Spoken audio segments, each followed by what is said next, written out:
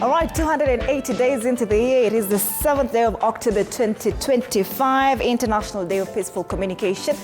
Thank you so much for joining us this morning on the show. This is Morning Cafe. My name is Ann Odida. Good morning. My name is Fred Indimuli. Good morning. Karibu sana. 79 days to Christmas. Kama kawaida naendelea na hiyo countdown. Holidays inakuja this Friday. We're still waiting for communication. Kama tutapanda miti ama kutenda namna gani. Mashujaa Day also coming up later in the month. So a lot to look forward to. A lot of celebrations starting to kick in. Weekendi zina weekendi.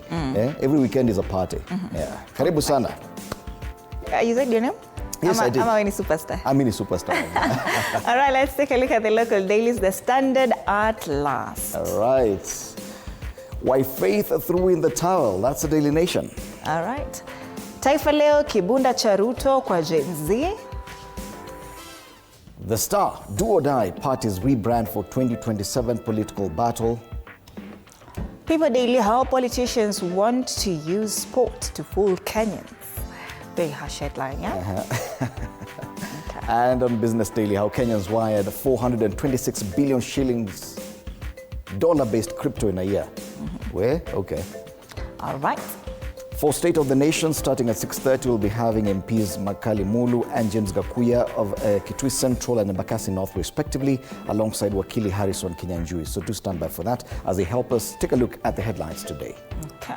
Later on, we'll be having FCS, that is Certified Secretary Jeremiah Karanja, that is the CEO of Institute Certified Secretaries, to talk about leadership and integrity in public service. Right.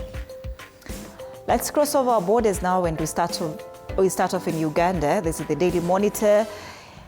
Electoral Commission throws amongst rivals under the bus. Can of worms, and the Electoral Commission in an affidavit to court without citing any law states it has reviewed the complaints and confirmed the parish tribunal acted within the law when it recommended the deletion of names of 3 women seeking to unseat Parliament Speaker Anita Among from Bukedea District Women Member of Parliament seat.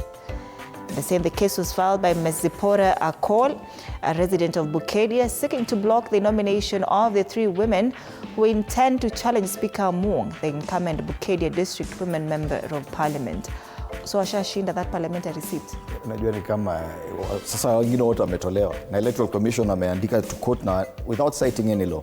Hawa wametolewa. Washamwita lead incumbent. Yani there's no need for an election. Oh my goodness.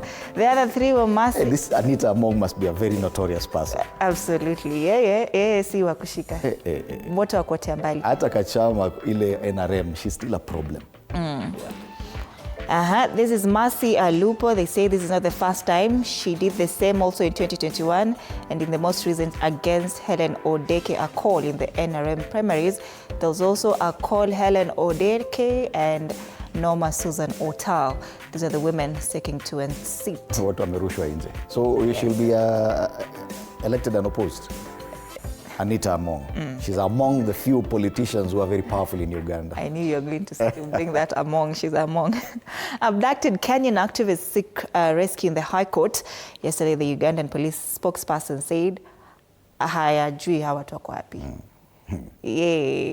Yeah, juu mambo. Right. Government to issue stricter rules on lead cars and bodyguards. And on the top strip, striking teachers vow not to supervise exams. And the nationwide teacher strike has taken a new twist, with teachers vowing not to supervise or invigilate this year's national examinations unless the government provides a concrete response to their demands. That's the Daily Monitor. So at least the elections are back. Campaigns are back on the front page of the Daily Monitor, but not the presidential election. No. Anita Among. On the New Vision, political parties get 10 billion shillings, 1.4 billion reserved for National Unity Platform, ile ya Robert Chagulani.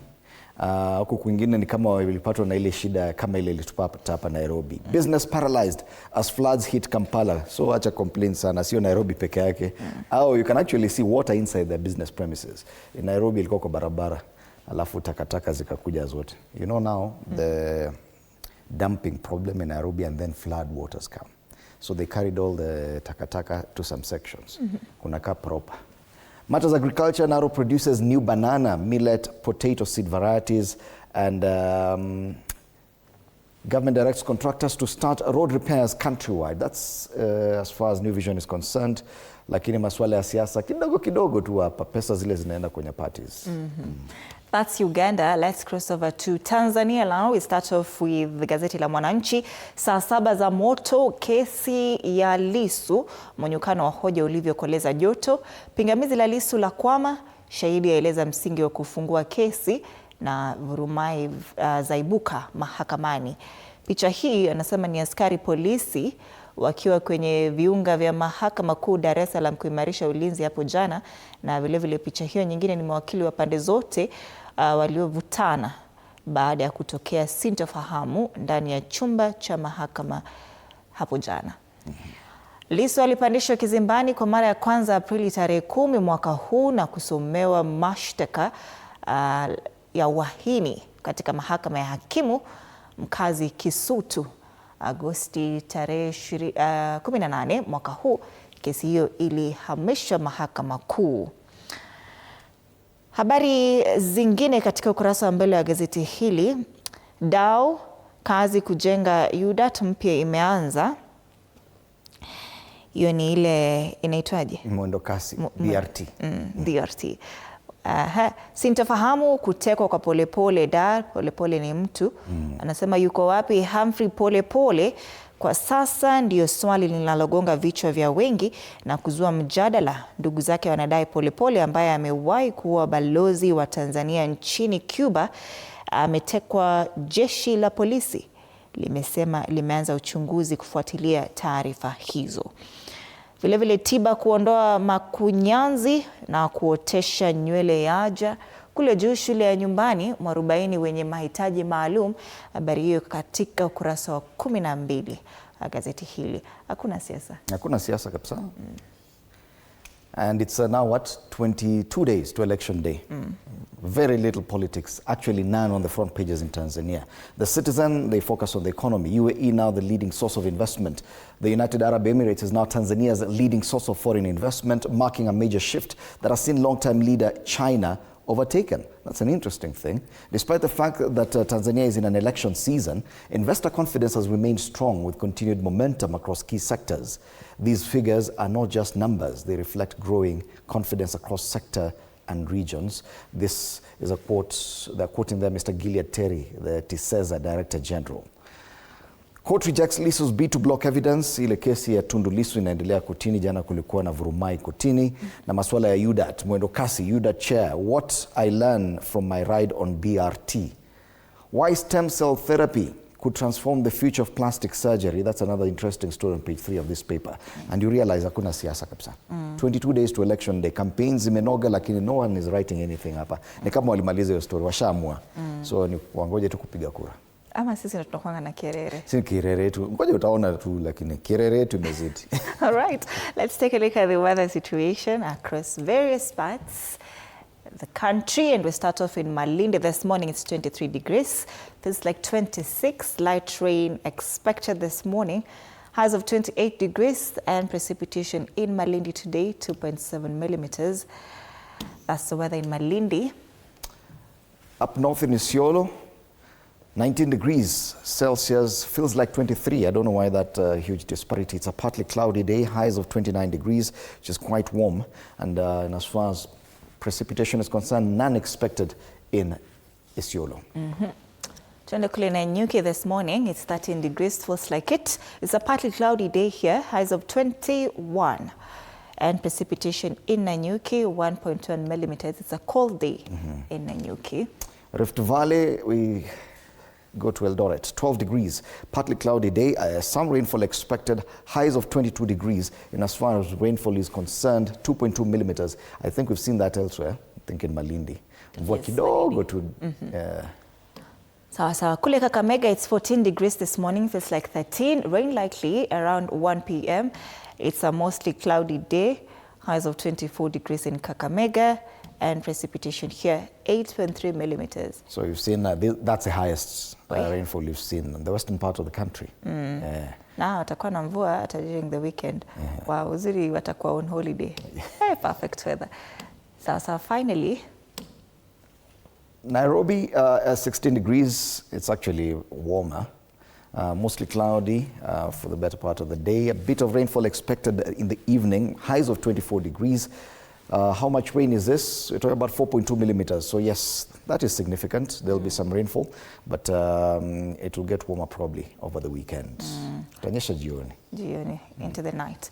All right, it's 13 minutes past 6 a.m. Tuangalie Nairobi traffic. All right, today looks a bit better. Ile Pangani interchange, not so bad. Just a slight red dip inside the interchange. Other than that, Outer Ring Road, nothing out of the ordinary. Further Tasia Pipeline, Pale Kidogo, Makadara along Jogoo Road, and a bit of Shauri Moyo just as you get to the City Stadium roundabout. Other than that, everything else is green at this hour. And that nikiangalia Thika Road kule juu, nothing to worry about. Today, Kiambu Road is looking good as well. So is Kangundo Road. So as far as traffic is concerned, Mombasa Road is green all the way into the city centre. The other roads, Langata Road, Ngong Road, nothing to report. And Wayaki Way 2, the other major tributary into town, is green. So today, I think it's fair traffic. Leo ni kama mnafurahia sana barabarani. All right, let's have the quote of the day.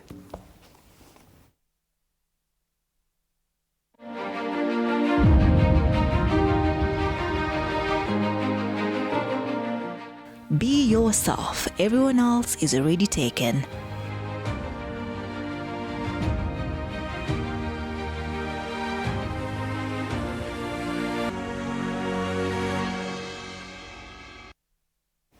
Let's come back and take a look at the local dailies.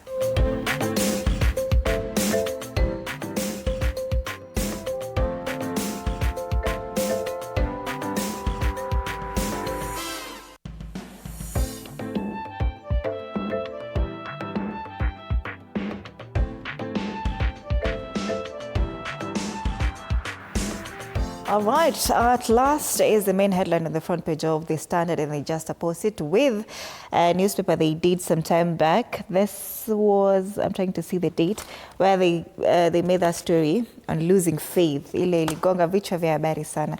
It was on 7th of September. 7th September 2025.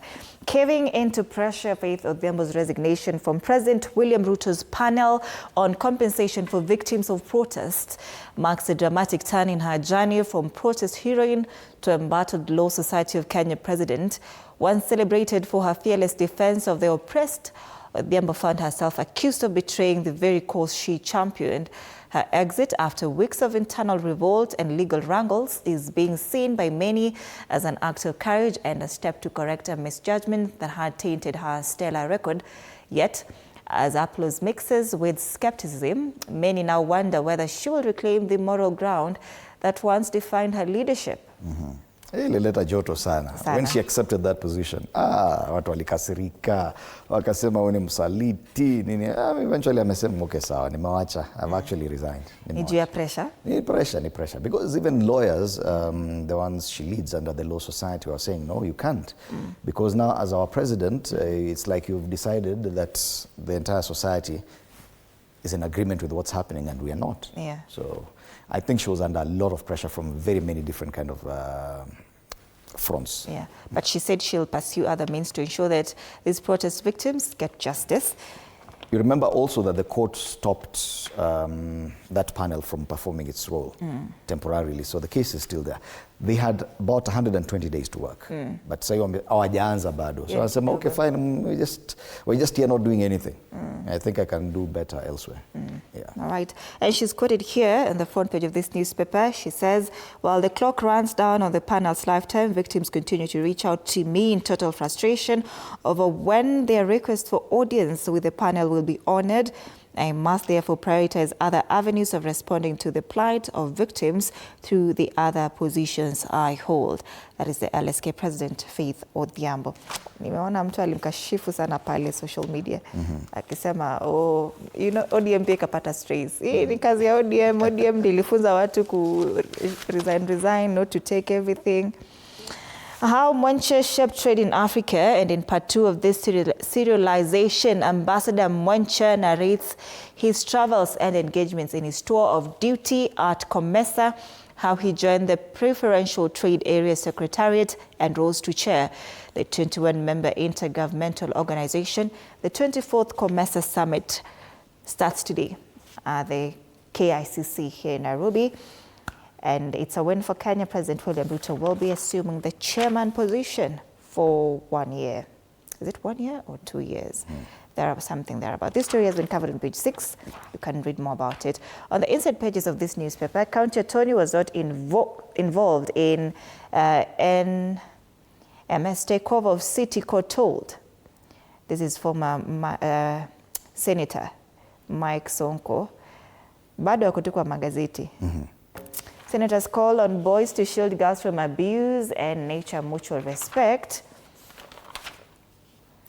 Uhuru is the past and the present and future, Gachagua declares. That story is on page 7 as well.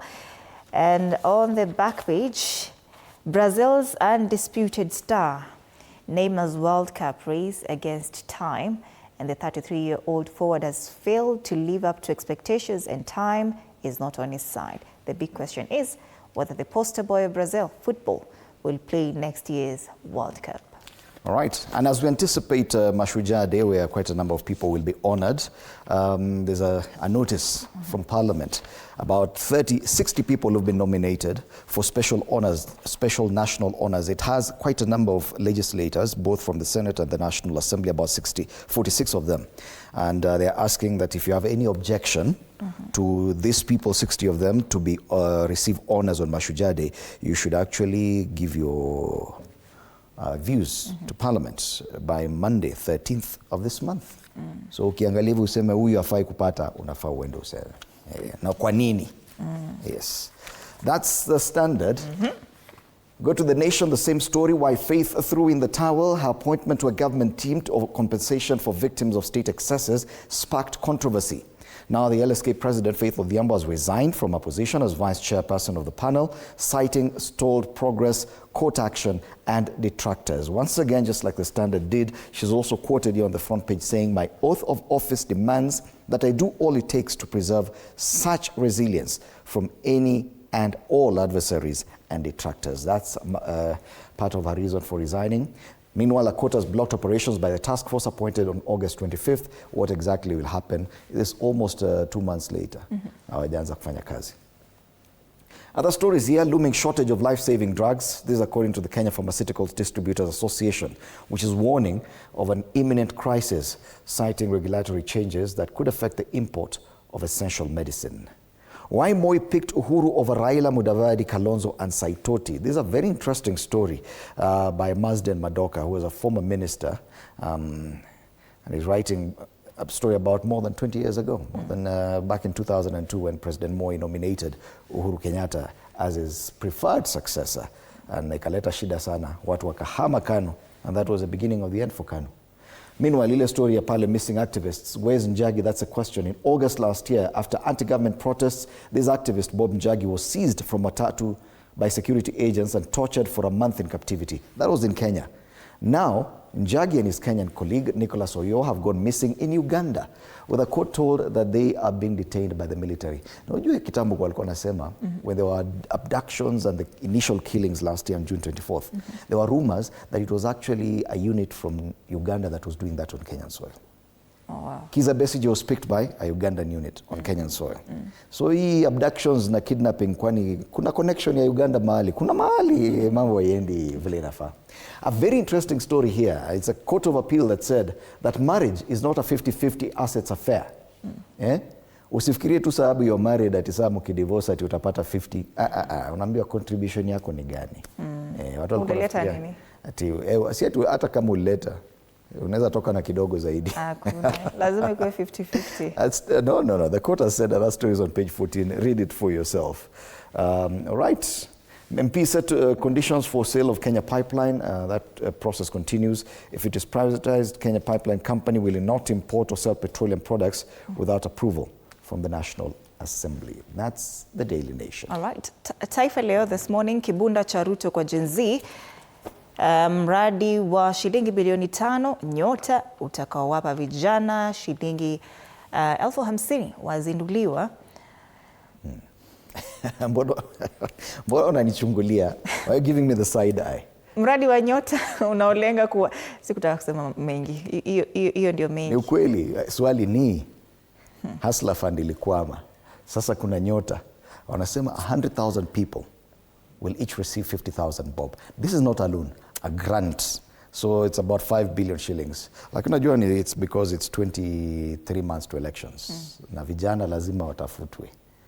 But 100,000 vijana, will they make a difference? Nakwanga very ambitious. Will they make a difference? Anyway, there's 50,000 to be gotten from government. If you're among the lucky few. Chukueni kura. Continuous voter registration exercise is going on. Wanasema kwamba mradi wa Nyota unaolenga kuwafaa zaidi ya vijana 800,000 wasio na kazi, kila mmoja akipewa shilingi 50,000, that is 50,000 shillings. Unatazamwa kama njia mpya ya Rais Ruto kutuliza vijana huku kura za mwaka 2027 zikikaribia. Habari kamili katika ukurasa wa pili wa gazeti hili. They make mention of faith and they say faith akosa imani amruka rais. Faith akosa imani. Faith loses faith. I like that play of words there. Faith akosa imani. Anasema kwamba Rais William Ruto amepata pigo jingine baada ya mwenyekiti wa chama cha mawakili nchini Faith Odhiambo kujiondoa katika jopo la kushughulikia mchakato wa kuwalipa fidia wahanga wa dhuluma za asasi za serikali. Bi Odhiambo aliyekuwa naibu mwenyekiti wa jopo hilo amekumbwa na shinikizo kali kutoka kwa wakosoaji wa serikali. Abdullahi ahifadhi kiti cha baraza la magavana, ni gavana wa Wajir, atahudumu kwa mwaka mmoja zaidi. Na kesi ya Lissu yaanza kura zikikaribia Tanzania. Tundu Lissu anakabiliwa na kesi ya uhaini, shtaka lisilosababisha Chadema kususia uchaguzi. Na vile mwekezaji aacha 300 bila makao. Ni wakazi wa Mkocheni, Taita Taveta kuliwa na baridi baada ya nyumba zao kubomolewa. Kule juu, Kenya moja ya wazia kusimamisha rais mwaka 2027. Viongozi wa mrengo huo ni wanachama wa vyama vya ODM na UDA. Taifa Leo asubuhi ya leo. Right. The Star.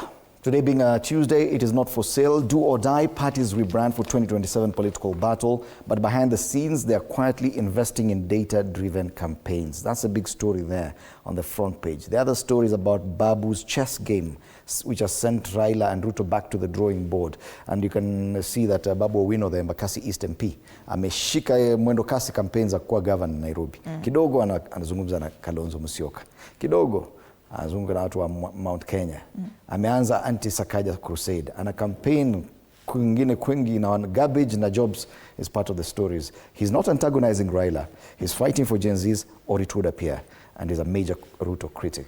So that story is on page 6. So matters politics on the front page of the Star.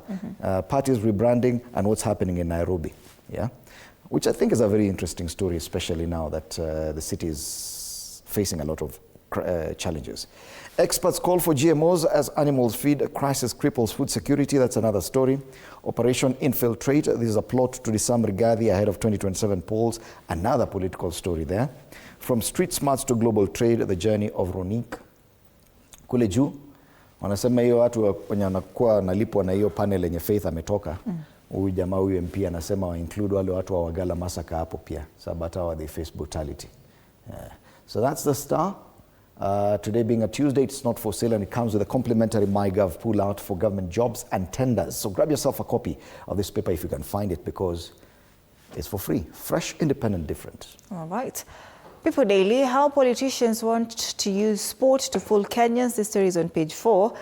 Na tukiangalia ndani what they say about it, football and other sporting disciplines is being repackaged as a billion-shilling industry, a career path for jobless youth and campaign tool.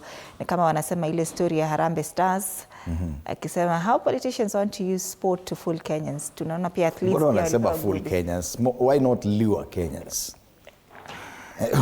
We can be a little bit harsh. Sometimes we tunarusha maneno lakini sawa. All right, this story is on page 4. Why Kenya, UAE brokered Somalia reconciliation is another story covered on page 7. Basically, that's it. That's the People Daily. Kuna mengi kule ndani, lakini people and politics, deep state. All right. People Daily. From People Daily, Business Daily, how Kenyans wired 426 billion shillings, dollar-based crypto in a year. They say cross-border traders, Kenyans in the diaspora and multinationals are increasingly using stable coins for payments, setting the stage for wider adoption of digital assets in everyday finance in Kenya. You can read more on this on page 2 of the Business Daily. They say multinationals, diaspora, top users of stable coins, and Kenya is now ranked 4th largest recipient of crypto in Africa. Kenyan investors take over stockbroker Kestrel Capital, that's another story given prominence. On the ticker, fertilizer imports slide for a second year. Posta plans assets sale to clear 7 billion shilling debt. State-owned Posta, Atabarina Kwanga, is now seeking approval from the Treasury to sell part of its dormant assets to clear liabilities amounting to 7.2 billion shillings and attract a strategic investor. Those are the stories that are linked to matters business on this paper today. Just a reminder, we'll be having Dr. Makali Mulu, MP Kitui Central in studio for State of the Nation, alongside James Gakuya, MP Embakasi North, and Harrison Kinyanjui, who's an advocate of the High Court, to help us understand why we are losing faith or gaining. Are we gaining? Regaining faith. All right. Again, a reminder at 8 a.m. All right, we'll be having Jeremiah Karanja, that is the CEO, Institute of Certified Secretaries, to talk matters leadership and integrity in public service. Tuangalie caricature sasa. A very interesting one here from the People Daily. Inasemekana huyu jamaa amekuwa too arrogant. Very arrogant. So in fact here they're asking why Sakaja is arrogant. Hizo horns anatoa wapi? Na ako na pembe mbili pale. Pembe moja Ruto, pembe nyingine Raila. According to this cartoonist, that's exactly where he's getting his arrogance from. Ambo umemea pembe wewe. Amemea pembe proper. Hiyo pembe ni kubwa kumliko. That's the People Daily. This is the Standard. It talks about how slippery Mbeere and Malava is. By elections. Lakini wakielekea 2027. I think this is going to be a litmus test. Yes. Wakifanya mambo mbaya, it's going to determine how 2027 will look like. For these two people especially, the Prime CS and the Deputy President. Huyu ameambiwa chunga mimi nataka Mbeere North, Malava hiyo ni kazi yako leta. Wakikosa kudeliver. So tuulizwa sasa wewe ni wagazi gani? My friend, wewe ni wagazi gani? Ulileta nini? Wewe unafanya nini wewe? All right. Cartoon on the Star. Wanasema we still have a say in this race. Who is this? That is the former Prime Minister and the former President. Players ni wengi hapa wanaangalia washangaa mbona nyinyi mnaongea sasa hii. Hii race ni hawa. Lakini hawa wanasema they still have a say in this race. That's the Star. And finally, Daily Nation, Faith makes it once again. Anasema pale, I'm stepping down, my faith has been in doubt. And I stepped down from hizo makaburi pale. Did she ever know, did she ever think that her name would get so many different meanings on the dailies today? I'm stepping down, my faith has been in doubt. Faith akosa imani. All right, those are the stories making headlines in the country and of course regionally as well. But do interact with us on our socials. We can already see your feedback here, sana sana on X, but we'll be sampling them one by one in a few. TV47 Digital is our handle on X. My handle there is at @Ann_Dida. The hashtag is Morning Cafe TV47. All right, my handle on X is at @FredIndemule. Follow us live on YouTube and Facebook at TV47 Kenya, on TikTok at TV47 Kenya. Even on Instagram at TV47 Kenya. All right, see you after the break. All right.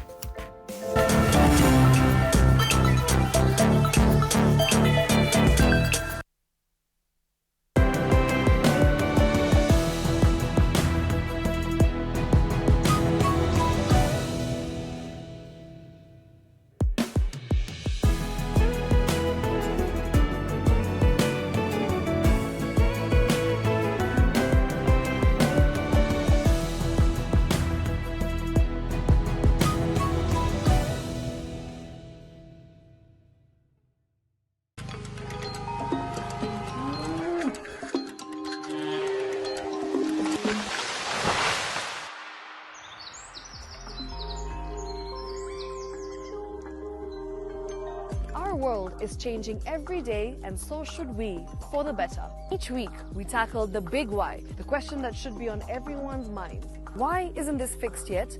Deforestation, global warming, and the adverse effects of climate change. The future isn't just something that we inherit, it's something that we create. Join us on The Green Fix as we tell the stories of those who refuse to give up.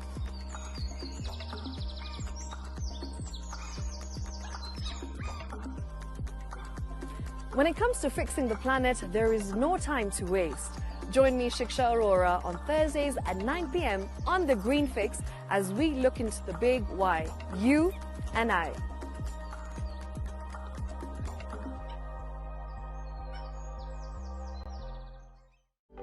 For comprehensive information and education on your health, Body Garage is here.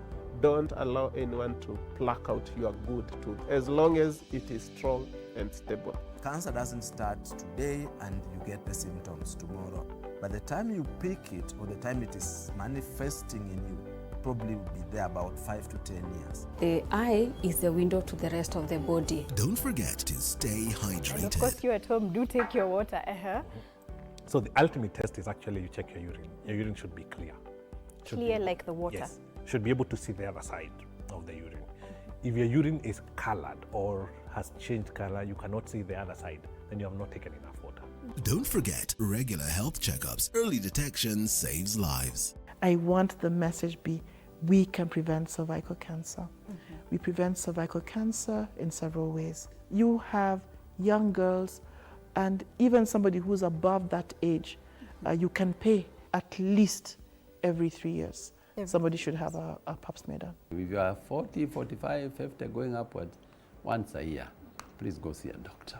Yeah, it's just for normal routine maintenance.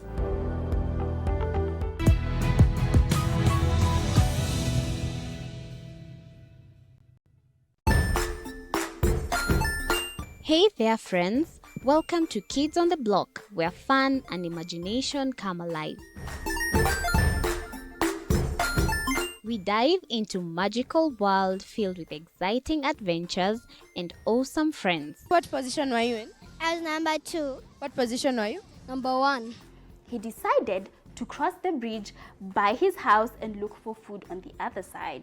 We're going to do half cup of chips, and the other one, we're going to do half cup of the blueberries. So, grab your imagination hats and get ready to explore with us. Join us every Saturday at 9 a.m. for new friends, amazing stories, and tons of laughter. Jiunge nasi tunapoangazia safari za viongozi bora.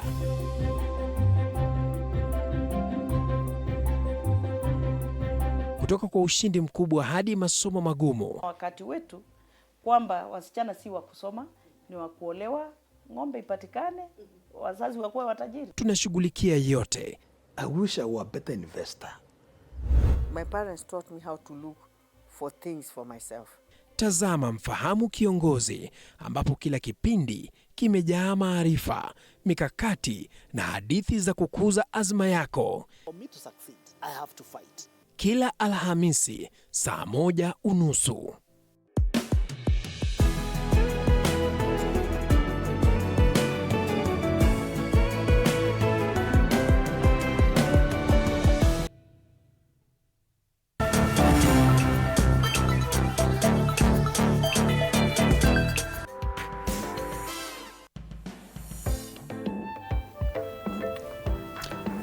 All right. Good morning and welcome back to Morning Cafe. My name is Fred Indimuli. This is TV47, State of the Nation. A look at the big headlines this morning, and the big one on the front page of Daily Nation: why Faith threw in the towel. Talking about the LSK president and her resignation from that panel for compensating victims of police excesses. It is the same story on the front page of the Standard at last. And on the Standard, they they juxtapose it with another headline that they did on 7th of September, where the headline read, "Losing Faith."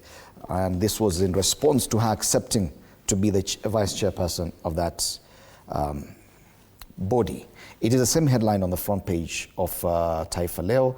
It is also there, I think, on a different paper as well. And that definitely is where we'll kickstart our conversation this morning. We're privileged to have with us James Gakuya, MP Embakasi North. Karibu sana Bwana Gakuya. and Harrison Kenyanjui, advocate of the High Court. Karibu sana wakili, and good morning. Let's start with you, wakili, because I know you're a member of the Law Society. Yes, and the society was not very happy. I was not very pleased to have its president accept such an offer. There were claims that this could compromise the independence of the society. How do you, I want your reaction to her resignation now. Thank you very much. Good morning. It's rather sad and unfortunate that Faith had, she's a very good friend of mine, and I very much respect the leadership that she has brought to the Law Society. And she had built that reputation that indeed she was a defender of the rule of law, the constitutional principles that we all aspire to govern our nation. And above all, I think the defense of the Gen Zs in terms of the oppression, the disappearances, and their quest for a better space in this country was something that she had espoused and championed. And being a beacon of hope, therefore, it was rather disappointing that she would accept from the very same entities that she was initially in the vital point, castigating, perpetuating the very things that she was herself fighting.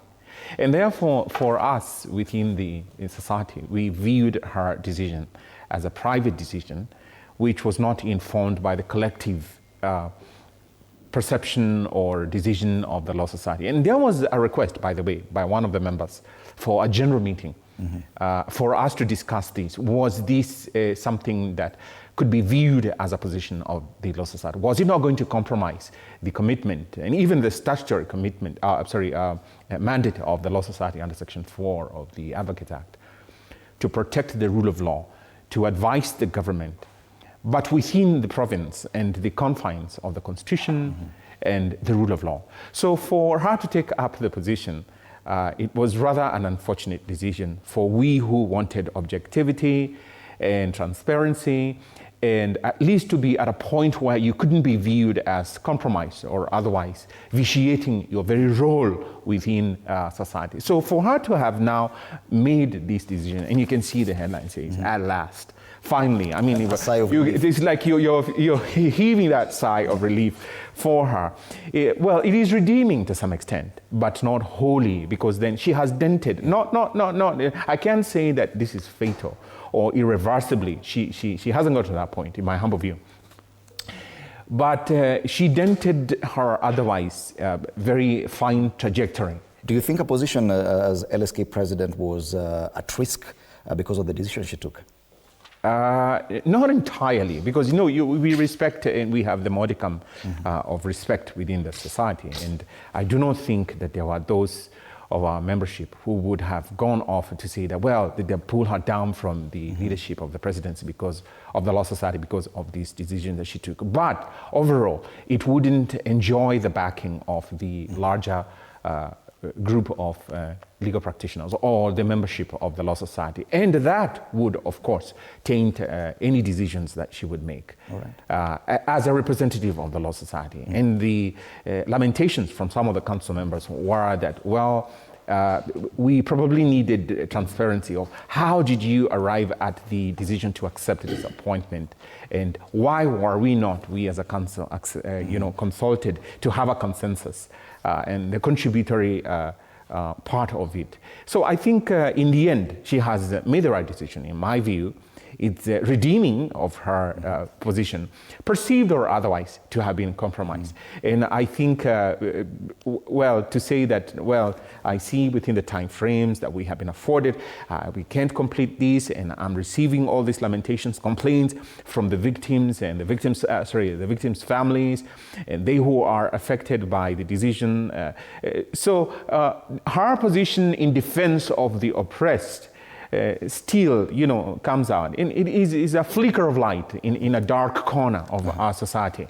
Wanagakuya, there are those who argue that we've, as a society, gotten to a point where we are now boxing people into spaces where they have to agree with us, or else we cancel them, the cancel culture, that unless you agree with us, we ostracize you, we say you're no longer with us. Do you think that that is what happened to the LSK president? That simply because she did something that probably majority of people felt they would not have done it themselves, then she was at a great risk of being cancelled? Thank you, Dimoli. Allow me to salute you as wherever they are watching this morning show program. And coming to the matter of the chairperson resignation from this compensation committee, let me say that sometimes there are those decisions that one is entitled to make on his way. And there are those decisions that you must involve the team you represent. In this particular case, I would say the position that this chairperson was elected to hold was not directly involving the LSK, because it was an individual appointment to a particular assignment. And therefore, maybe what appears to belong is accepting to be part of that committee. But largely, it does not harm the operation of the LSK as per se.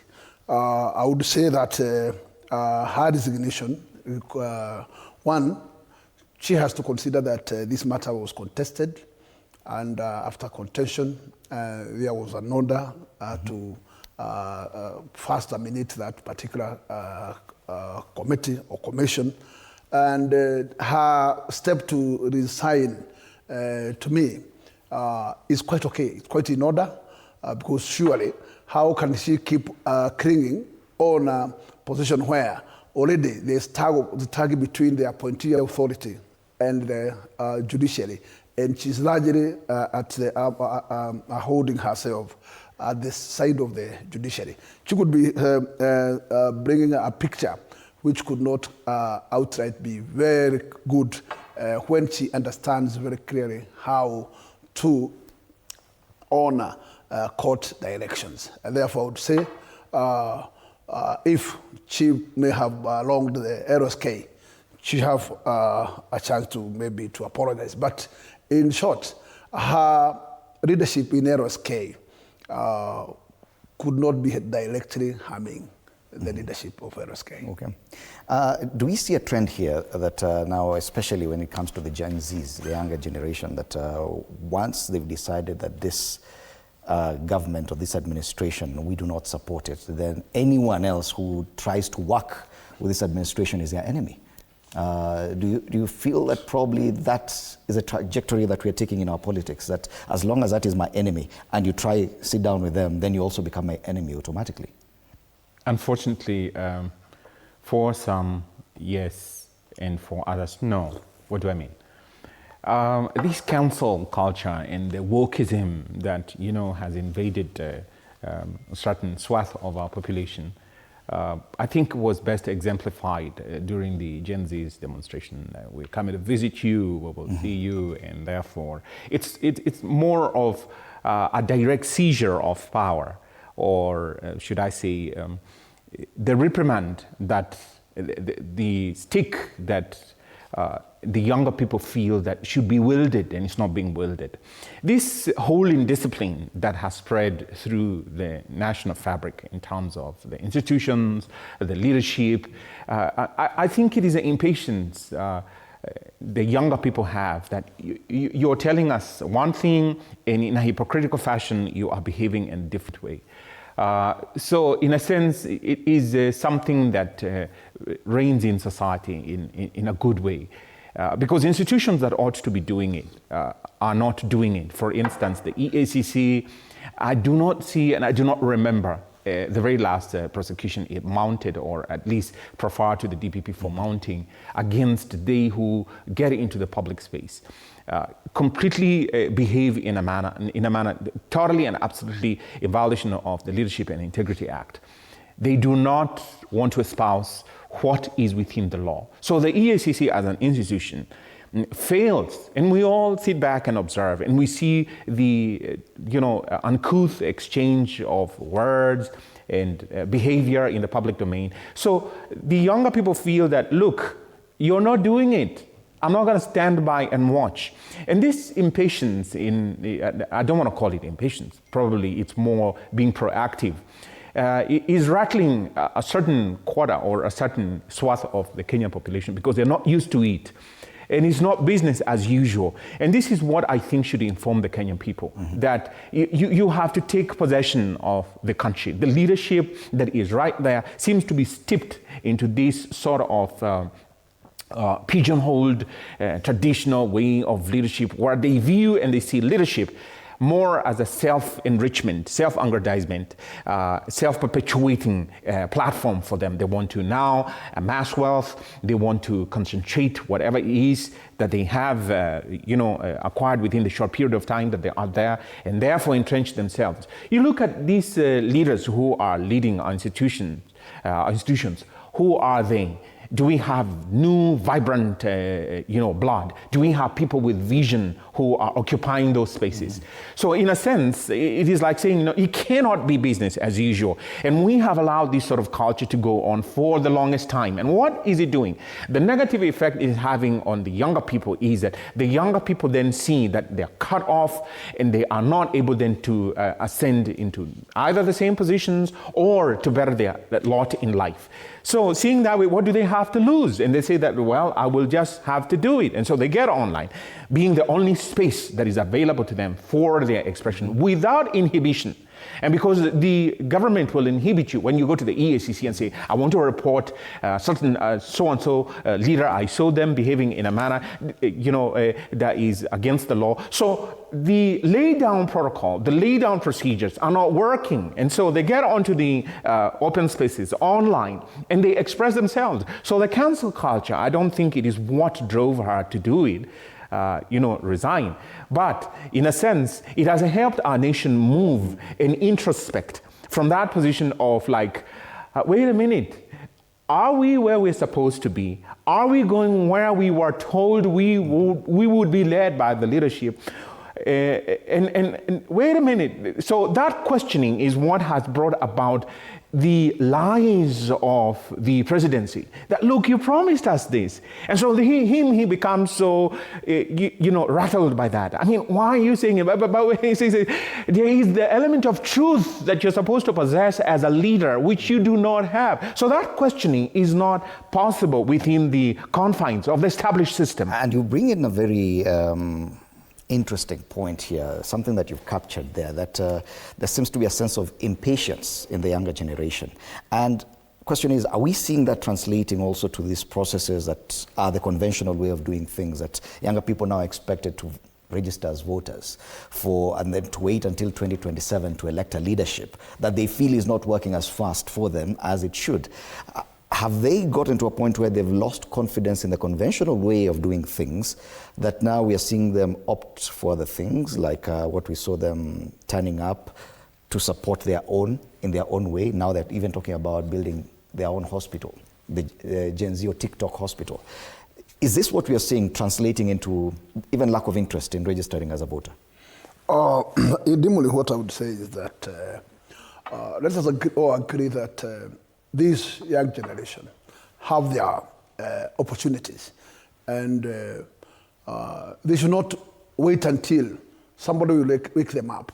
Because once you attain 18 years and above, in our laws of Kenya, you start to be a man who can be trusted to be on his own way, and you cannot be under the supervision of the parents. You attain a growth that you can walk on your way. And let me say that it is very important for our youth to be more creative. And make creativity, I would say, it is their business. Because you must find your space. And you should not wait until one will call you to get a position. This country where it is today, if you look to our counties, they have what we call bloated workforce. Look to what we call the national government. It has bloated workforce. And let me tell you, until maybe when there is those positions to retirement, is when you can expect that this young team can be assuring their positions. Then, what do you think that this young generation will do? And they are in big numbers. Assume the number of candidates who are going to sit for examination are almost 3 million. That's a huge population. If that population moves to colleges and universities, and when they moves out of those colleges and universities, what a number of populations is facing what we call the outside field. What are we doing to make sure that this particular generation is having opportunities to work? And therefore, if there is nobody who is really caring for them, they should wake up and find their space. And therefore, the route they are taking to organize themselves, to fund for one of their own, even to build their hospital, I think is a route to go. Because surely, people like Matiba and Kibaki, Matiba, when he was 41, was a PS. So it does not mean that these guys are too young to cater for their own. But if they lose confidence in the conventional way of doing things, that the political process, the electoral cycles, take too long. What they should quick results. What they should do as youngsters, they should not be on haste. They should go systematically. And they should not assume that in fact there's anybody who is sitting on their room. So what they should do is to create their space and find their own space, because the field is so big. And once you are creative enough, just grab the space that is available.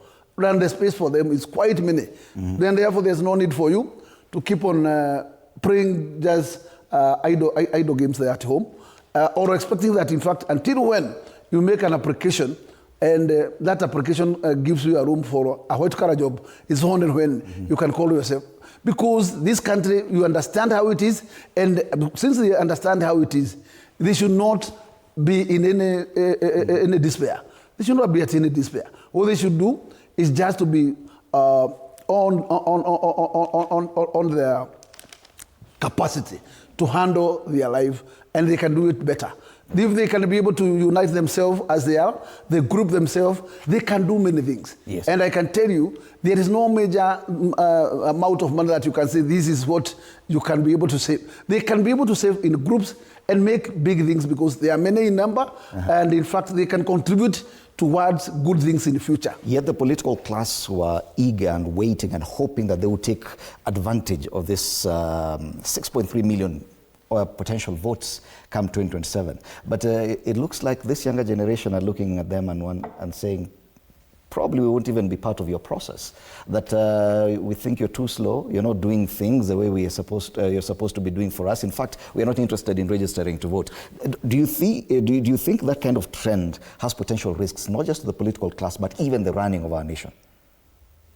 The political class, unfortunately, that right now have the control of the reins of power, seem to be so far removed from the reality on the ground.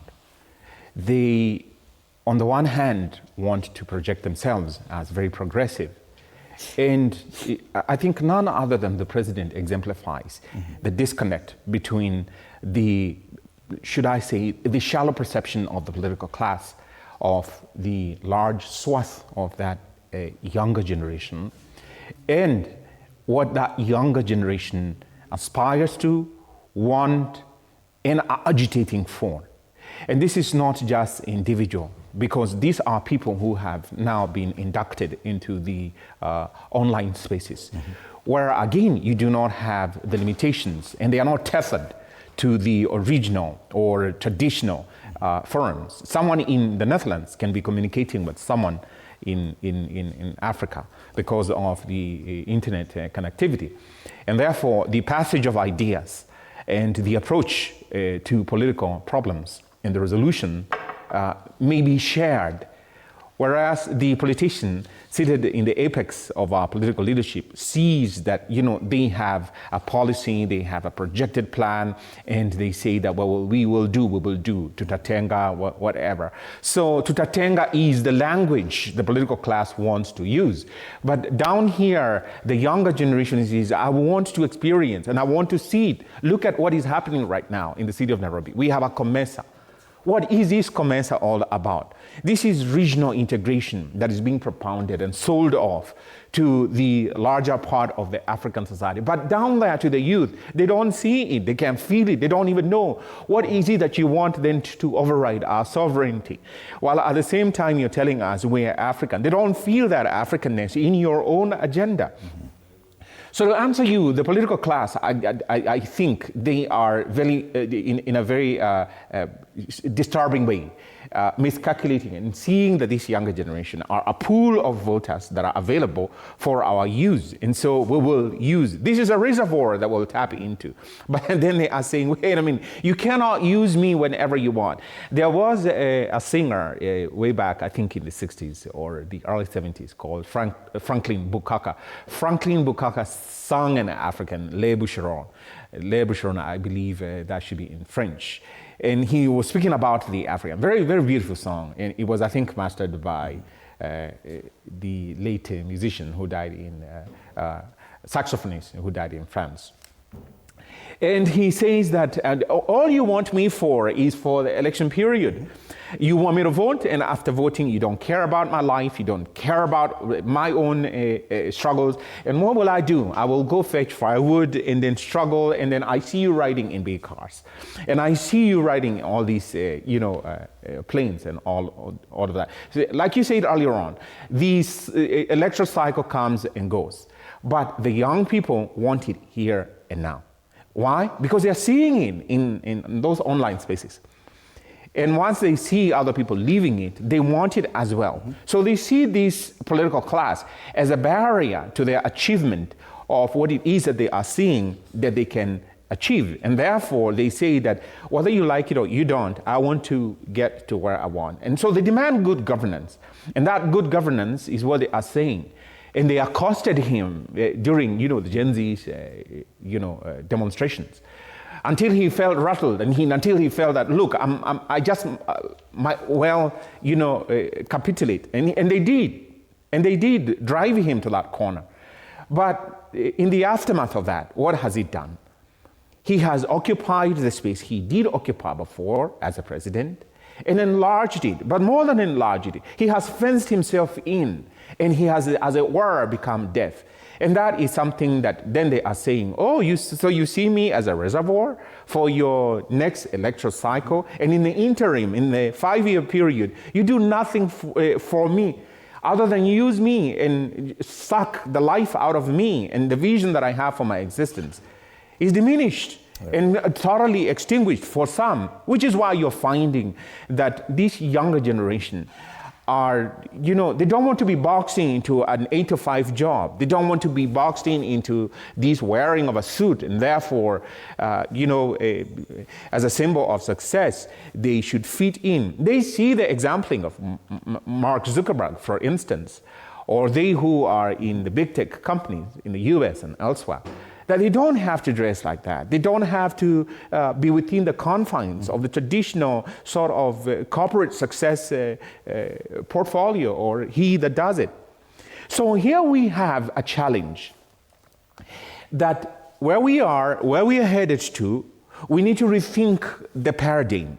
And we need to just incorporate this younger generation within that dynamic and the changing scenario. The landscape is changing and very fluid on a constant basis. But look at they who occupy, for instance, the ICT sector. The ICT sector is where the youth are supposed to be catered for because of the internet space that they occupy. But what is that? Do we produce any cell phone, smartphone, or gadgets that are cheap or that are going to enable them? No. Look, you're telling them, get online, but you don't even, as this COMESA, they don't even have this concept. Can we have an African internet space where Africans can express themselves? Right. Rather, you're driven to YouTube, but YouTube is owned by a foreigner. Google is owned by a foreigner. The very internet is run by largely foreigners, and you want to set up a website. The local entrepreneurs are not being encouraged, and you still have to then tap into the foreigner What are you saying? That we have to generate income here and then we have then to sell, give it out there. This is extended slavery. And the younger people are saying, I don't want to be a slave. I want to experience the here and now. And I want to see the value for my money. All right, the younger generation will definitely continue making headlines. And after the break, we'll be looking at what the president is doing for the young Kenyans. There's a new program called Nyota. And we'll be looking at that and seeing if at all it's any improvement from what the president was talking about with the hustler debate a few years back. You're watching Morning Cafe. Let's take a short break.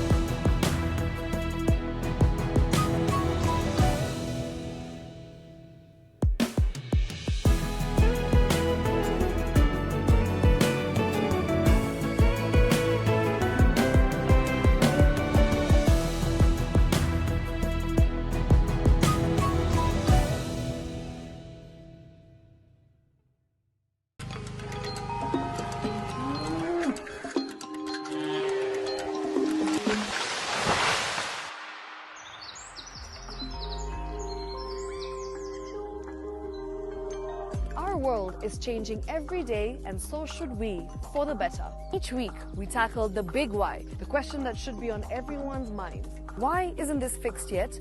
Deforestation, global warming, and the adverse effects of climate change. The future isn't just something that we inherit, it's something that we create. Join us on The Green Fix as we tell the stories of those who refuse to give up.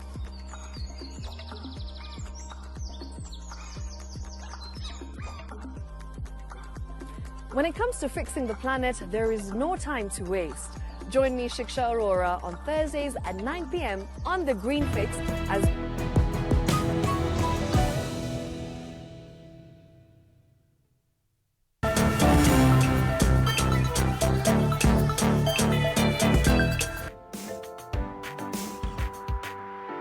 All right, welcome back.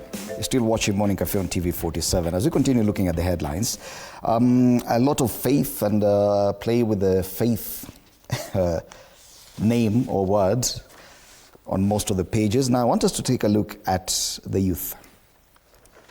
Kwenye gazeti la Taifa Leo, habari kuu kwenye ukurasa wa mbele unasema kibunda cha Ruto kwa Gen Z. Still talking about the same young people.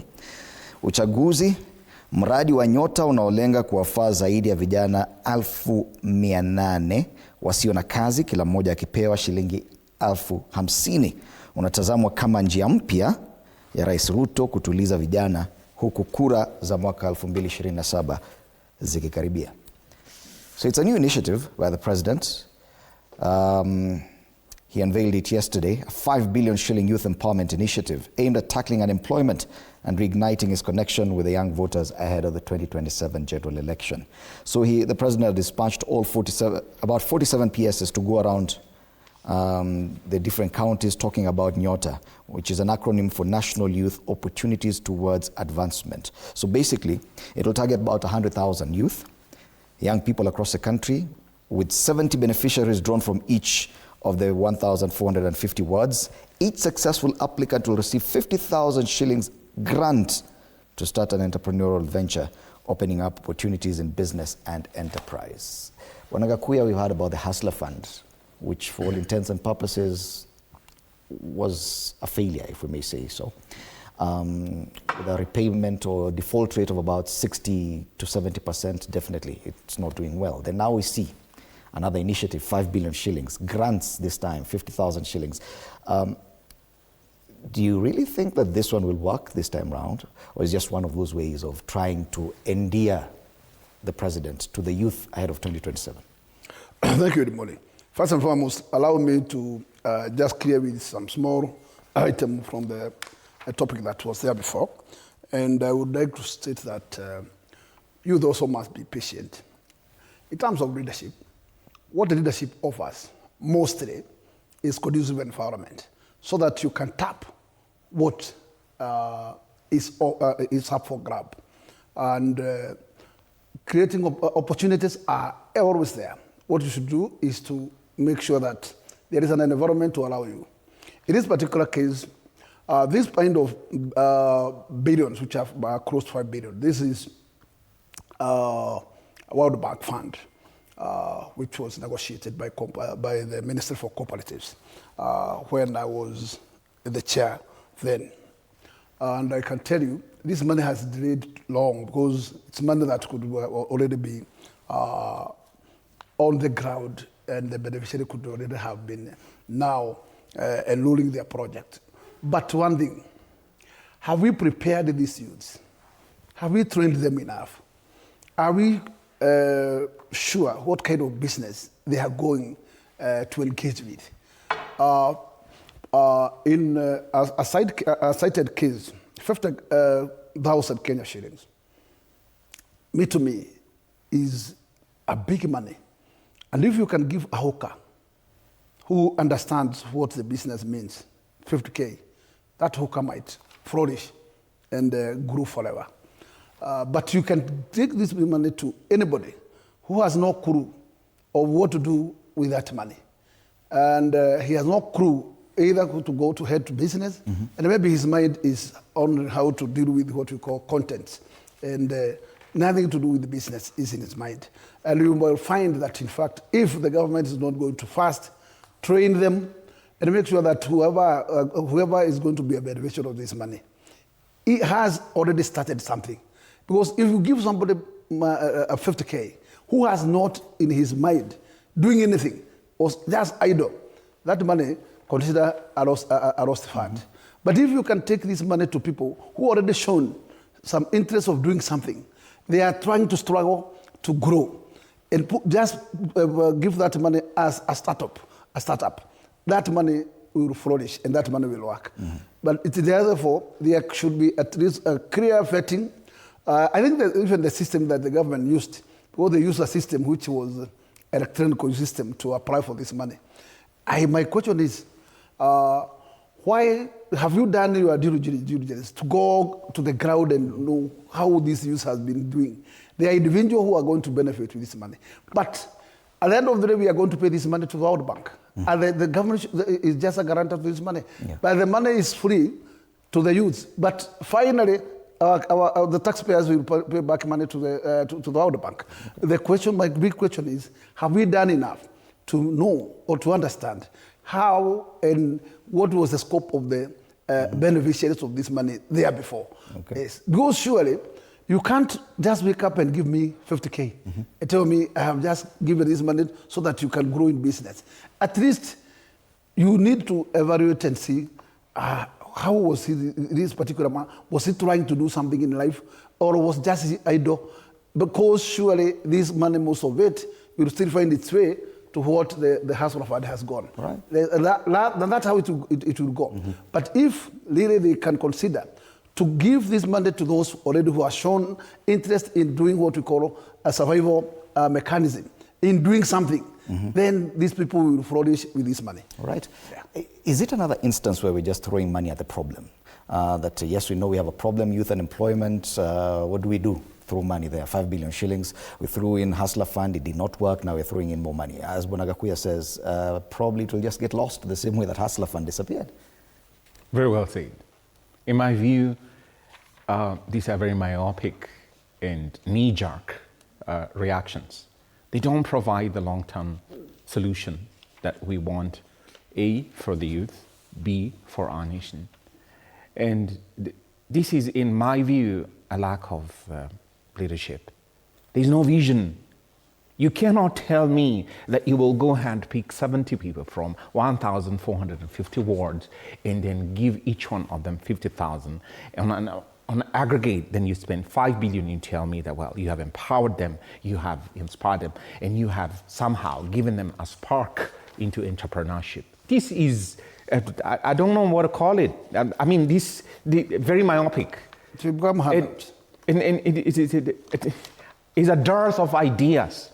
Look at China, for instance. China has a corporation called China Road Bridge Construction Company. Why don't we set up a national corporation, a company, where we employ the very finest of these young people in engineering, in technical knowledge, IT, for instance, in civil engineering. We give them that opportunity, and then the contracts that are supposed to be, given for road construction, the building of the Nakuru Highway, we give them. That should be the cooperation, and we enlarge it.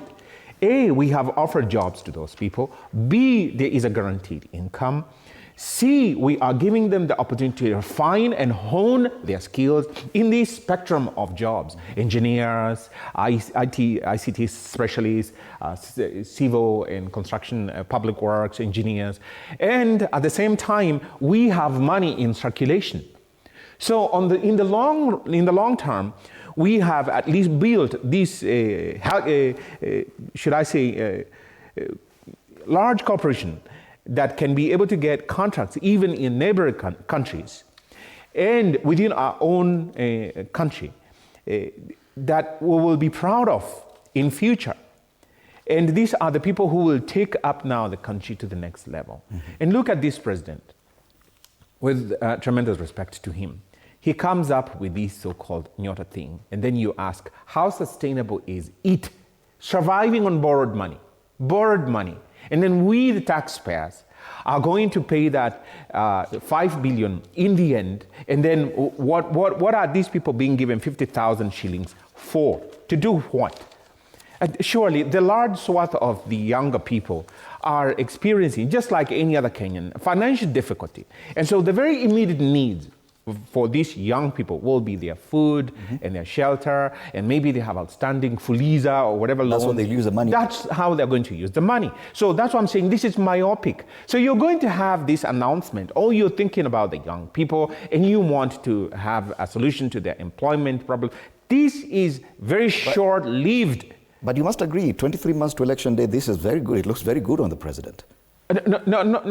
Look at it from this angle. What he wants, and this is what Gakuya was saying, and what you pointed out, Honorable Gakuya said, that this money is going to be digitally accessed. And I have to wonder, and I have to ask, is he harvesting data for purposes of the election? Because then if you're being told, well, you can only access this online, digitally speaking, and you cannot be able then to go physically, if you are in a ward where there is no internet connectivity, and go and present your ID and say, I've come to receive this money as part of the Nyota program that you are rolling out. And they tell you that you are ineligible because you are not able to access online. Why? Because we need your data. For what reason? The coming election, we will be able to have it, and therefore we want you to receive this money. So is it bribing the youth? I have to wonder. Is it collecting data for the coming election? I have to wonder. So in the long run, we, the Kenyan people, are being shortchanged and being given these knee-jerk reactions, which are presented as long-term solution to our nation. Yeah. What do we need? We need leadership that is incisive, leadership that is visionary, and that is involving the youth people, the young people. They haven't been asked. You come just pop up this Nyota program, and you come and just lay it on the table and say that this is the program that I want you to align yourself with. Align myself with? No, I don't want to align myself with it. You never consulted me. Public participation, again.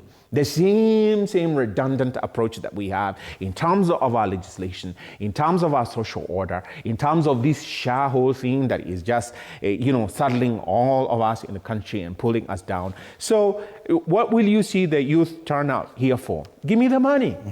And probably some of them will end up buying iPhones or whatever it is. Basically, no one will say no to money if they're given right now from government, and it's a grant.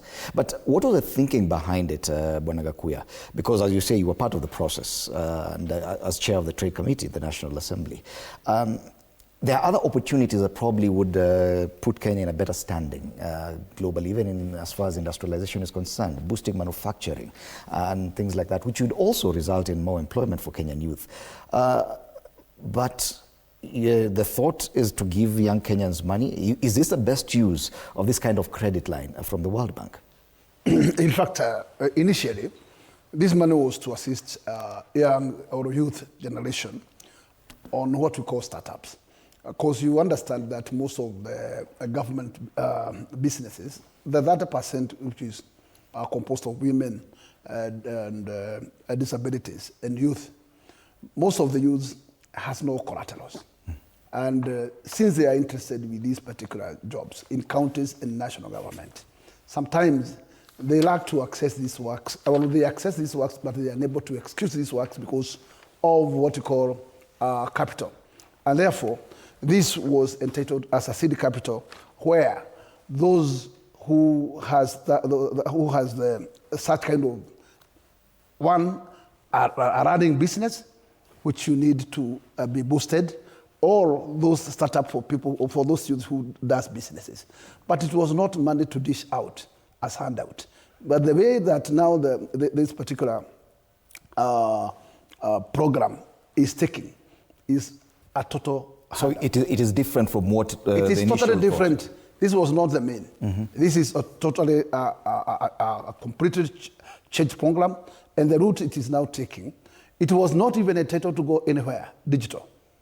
Because digitally, you may not be able to need to know how exactly these things are. Because one will feed the computer or the system with anything, or with fake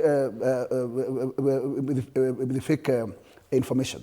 But when you allow this particular program to be physical, you'll be able to know exactly whom you are assisting, whether this problem is doing something on the ground, whether this something. Because if a youth comes with a word letter, then obviously he's entitled to get something, because actually he's heading to, he already have a tender job, and he needs a startup to execute that particular job.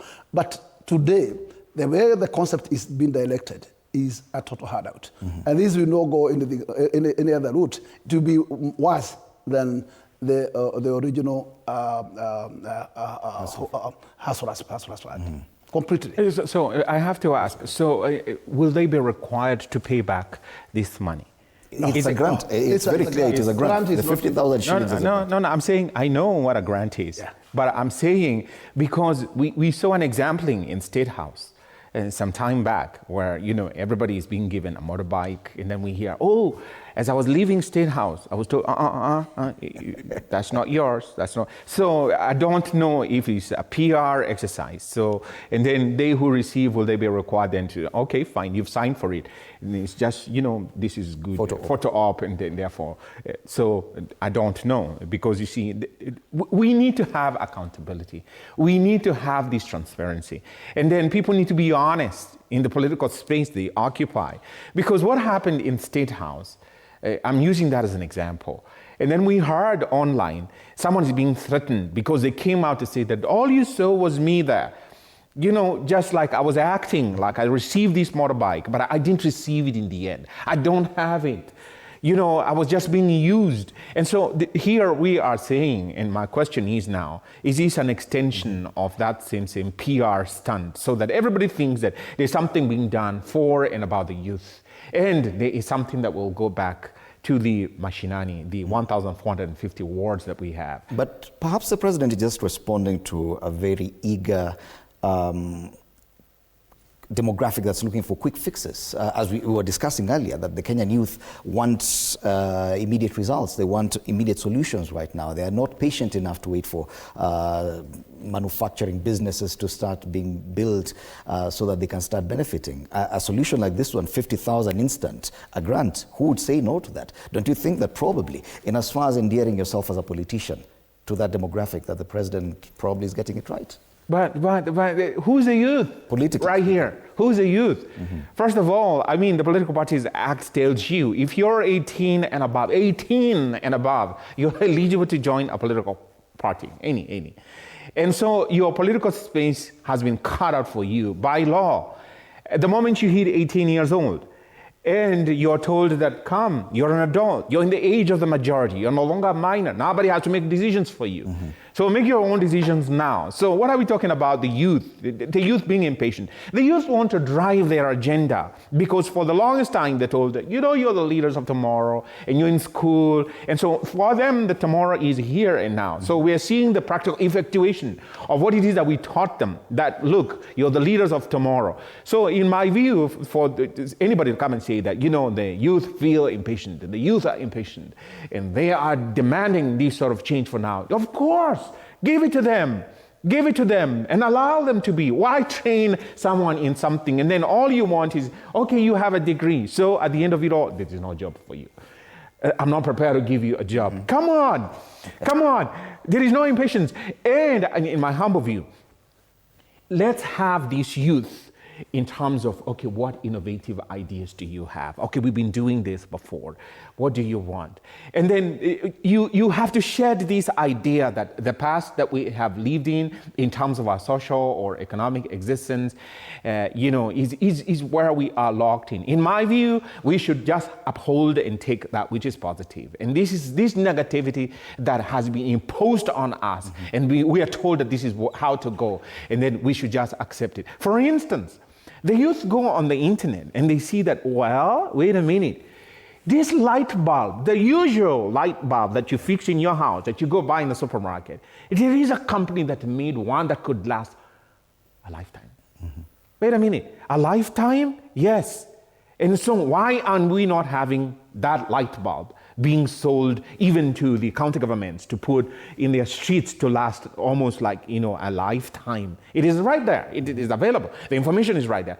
So they say that there is this built-in obsolescence that is part of the economic culture because they want to sell a product.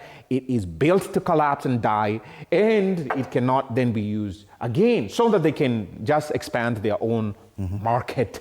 So is that what the youth want to take up? Do we want, then how can we incorporate that here and now? So they want solutions and all this superficial hypocrisy that people are employing. And so I don't know if anyone can castigate them and say that you are being impatient. Yes. You want a change that we cannot be able to afford here and now. Probably that change that they want is what will save us money, take us out of this economic debt, and be able to confront they who are enemies in the spaces that we occupy. Like, for instance, the IMF. They're saying that, look, you went and took a debt as a president, a loan which amounts to a debt on us, and you want me to pay? These people will say that, well, look, work a way of how you will repay the IMF and the World Bank. Do politicians see it that way? If you are in a position to actually give youth in Embakasi North 50,000 shillings as a grant, as opposed to telling them, I will do this in the next 2 years, don't you think that quick dividends for you as a politician, don't you think? One thing, let us agree that, in fact, there is those funds already existing, because we have youth funds, we have women fund, and we have many other funds down there. What matters is how you do vetting to the beneficiaries, because there is a manner in which you can just issue this money haphazardly, like the route the House of Affairs took, and you end up saving nothing. But if this money can be taken to the same youth, but those youths who already have set their goal to what they intend to do, those youth will just grab this money and grow very quickly, flourish very quickly. But in fact, the manner in which this particular program is taken is what I'm saying, it is wrong. Because you have not done your thorough due diligence, you have not vetted them, you have just made an advert, and online they do application. This one, I am telling you, you are going just to get it along, and outright wrong, because it will not go to those who really are eager to grow with this money. This money intentionally was, if there is a particular word, and there is a particular value addition of a project within, that money can be taken to such kind of project. Those coming up programs of youth, but who has prepared them? Is there any this kind of programs already on the ground? Because before you release this kind of money, you need also to have already made your own due diligence. Know when this money comes here, who will it find? What are the opportunities down here? But this has not been done by anybody. You are just issuing money through what you call the information or feeded to the system by an applicant. And this money, as it is stated that it is a grant, this money will be spent because nobody will be money that is not going to be cut out tomorrow. So I think the idea is a good idea, but the manner in which it has been rolled out is it is not really touching to the light beneficiaries. Number two, it is not a tool that the government should use as a political tool at all. It isn't. Let us all agree that this is our outback fund, and therefore the government is just a guarantor to that money. And finally, it is not the government which will pay. It is the taxpayers who will pay this money. So it is my duty to make sure that if all this money goes to a beneficiary, this money works. But it is not my wish to find a situation where beneficiaries will just eat his money and it become just a luxury money. That's only where we get it wrong. But to summarize, I want to support Wakili that youth of today, they may not be very patient enough because they have been always been promised hope, until when at this particular juncture, they have despaired. And therefore, what I can ask them is that, in fact, we cannot rush things and force them.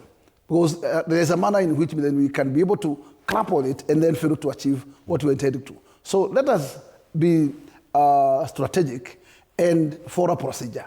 Because even tomorrow, you cannot just start from top. You need to start from the ground, climbing a tree.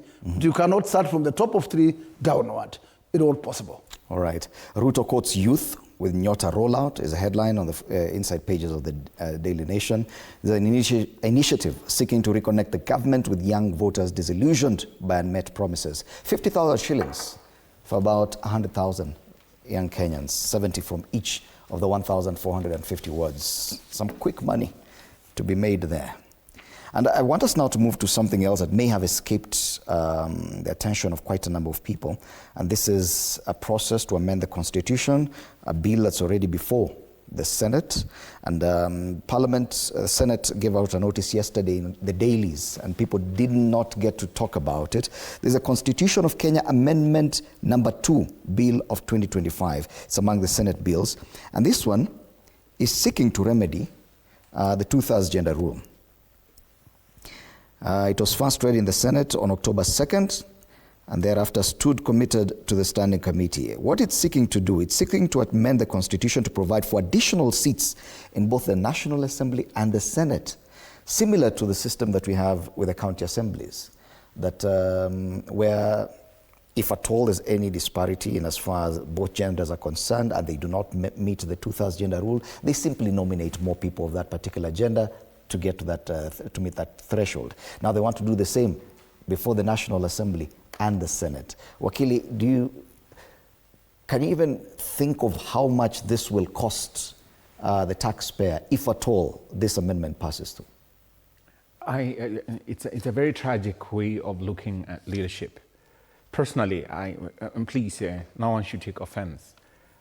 I truly don't care if it is you or, in terms of Fred, or someone called Mary or someone called Jane being there. As long as you can steer a ship, as long as you can lead.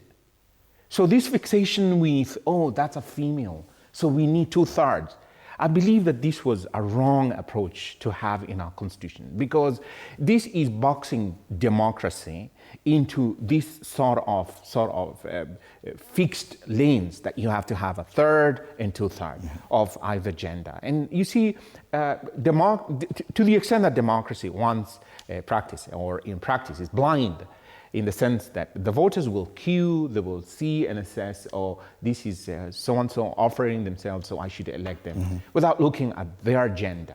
And we have seen the spectrum, on the pendulum on the female and the male being elected constantly. So this is saddling and weighing us further with unnecessary expenses. And we have seen some very negative and bad exempling of CECs or leadership in the county governments who can barely express themselves in the English or Kiswahili language, and they are supposed to be occupying those leadership positions paid for by the taxpayer. And so you wonder, if you can barely read, decipher and decode, whatever is written in a document, that you're supposed to be using that as the swearing-in platform for your own self. What bills will you be able to scrutinize? What agenda will you be able to articulate? What policies then will you be able to come up with? So I think, with tremendous respect to they who want to say that this is a good way to go, that two-thirds gender rule, I feel, in my humble view, it is wrong, because then you look at someone's gender as the main determinant of your having them occupy whatever seat it is. Look at it from this angle. If we were to interpose that with the religious, for instance, and you say, okay, we have to have a third of the leadership being Akorinos. So all we're going to do is have someone with a turban, because with tremendous respect to the Akorino people, that this is a turban.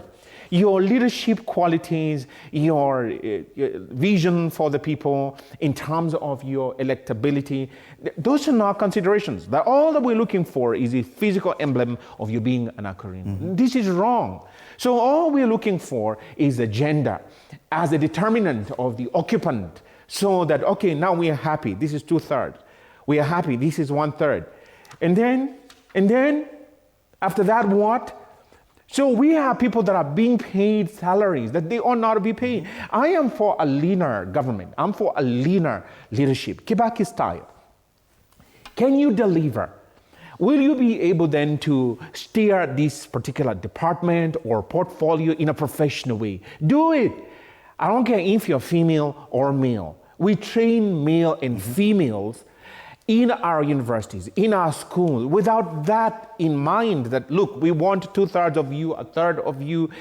The playing field is level in terms of democracy. So I think this is a wrong approach, and it was wrong to entrench it in our constitution. And this is the problem we're having now in the Senate, saying that, we should have Kenyans, in my humble view, if you were to ask them, do you want this sort of amendment to take place so that then we can factor in this? They'll tell you, I'm not prepared for that. Why?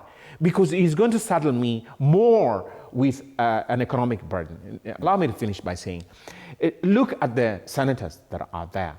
Look at the members of the National Assembly that are there, and look at the county government, ward representatives that are there.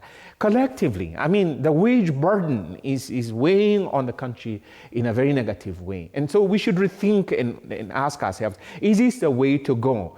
We should have a leaner sort of leadership, and that will help us. Every time a new electoral body, a new group of elected people come in, what do they want? I want a car loan. I want a mortgage. Why don't we rethink that also and say that, look, let every ward, let every county, every constituency have a motor vehicle. That motor vehicle, which is a durable motor vehicle, is the one that the MP will have, regardless of your, and we'll maintain it, and then you don't have fuel mileage that we have to give you. We don't have these sort of, this is what is drawing to the electoral space.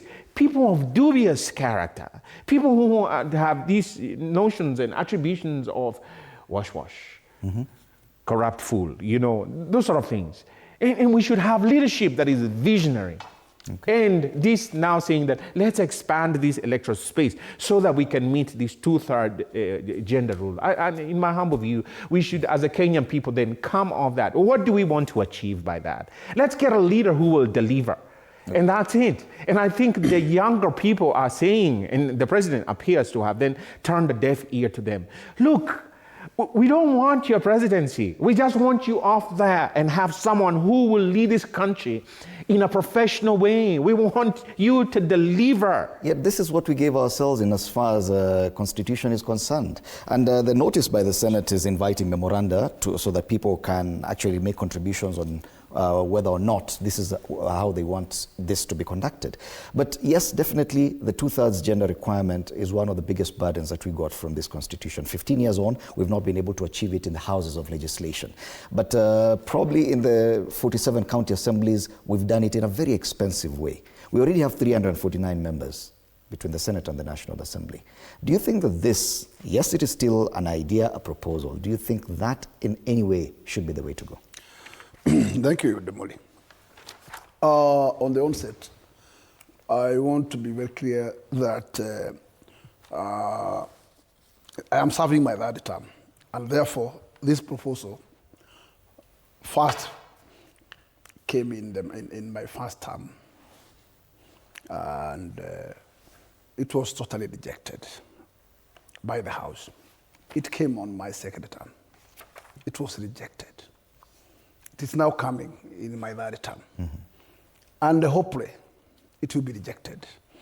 One, I would like to say that, in fact, the author of the Constitution, whether this mandate was given by the Constitution, it was not casted on a stone, because the Constitution keeps being amended.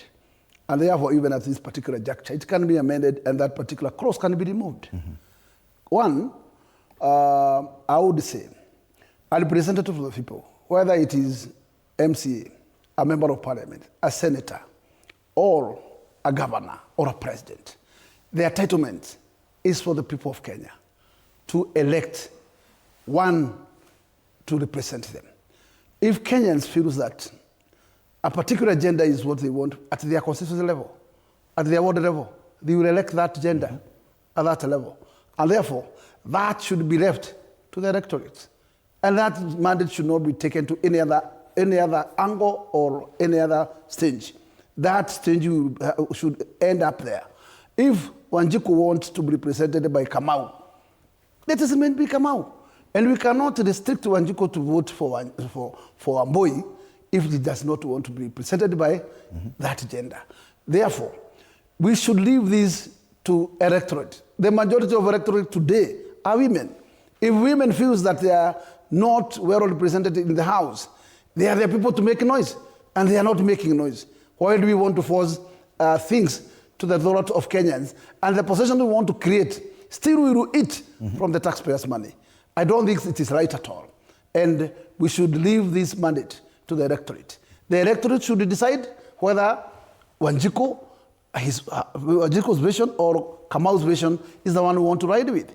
We want this representative.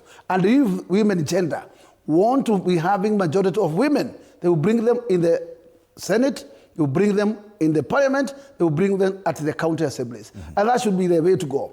And therefore, we should not make it as a lot of pressure, because the pressure is not coming from Wanjiku. The pressure is not coming from voter.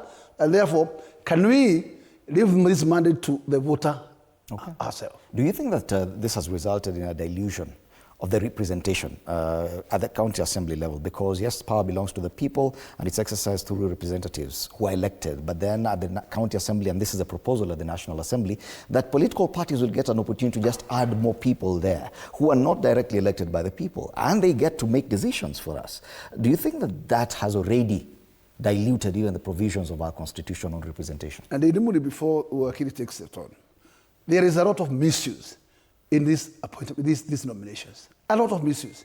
And you will find that most of them, they are girlfriends of those who mans or takes the leadership of these particular parties. So it is not something which is being taken to a particular order.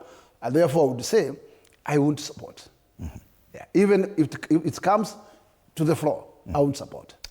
Already at the county assemblies, this is what happens. In as far as representation is concerned, should Kenyans feel properly represented when it's political parties that have chosen just numbers from nowhere to fill up the spaces? First of all, there is no value for money. I use that in a euphemistic way. I mean, you expect that once an electoral cycle is over, you will have leadership that will implement whatever it is articulated at the electoral level. I mean, someone comes to you and tells you, I'm the change. Look, believe in me. I'm going to effect this sort of change. I am having the dynamics that you need. And so you expect, of course, when you get there, you're going to do it. But they don't. And you wonder why. And then you see that, you know, they bring the tabs. I mean, the bill is so high. You ask why. It's because we nominated so and so and so. So who's that? Did you give me an opportunity?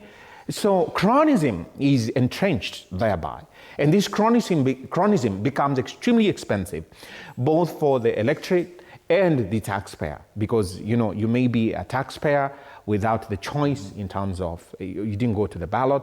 For some reason, you elected not to, but you are being, of course, burdened by that. So whether you like it or you don't. And the electorate here is that they chose someone specifically based on their representation and whatever it is that they sold as the ticket for that political seat. And then you find that when they get there, there are such a huge disappointment, which is what is informing, in fact, the current move for the removal of this midterm elected people, and the IEBC is just shuffling its feet, doing nothing about it.